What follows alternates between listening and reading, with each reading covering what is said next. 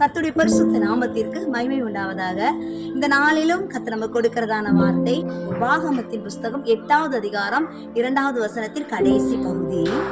உன் இருதயத்தில் உள்ளதை நீ அறியும்படிக்கு உன்னை இந்த 40 வருஷம் அளவும் வனாந்தரத்திலே நடத்தி வந்த எல்லா வழியையும் நினைப்பாயாக.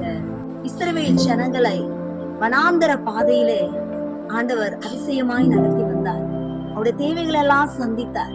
அதனால தேவன் சொல்றாரு, நீ நடந்து வந்த இந்த வனாந்தர பிரயாணத்துல எல்லா வழிகளையும் நினைப்பாயாக என்று. அப்படின்னா என்ன அர்த்தம்? உங்க கடந்து வந்த பாதைகளை நீங்க மறந்துடாதீங்க. இந்த சூழ்நிலையிலும் நீங்க மறந்து விடாதீங்க. கர்த்தர் எப்படியெல்லாம் உங்களை தூக்கி எடுத்தார், உங்களை எப்படியெல்லாம் நடத்தி வந்தார். கஷ்டமான காலங்கள்ல தேவன் உங்களோடு கூட இருந்தது.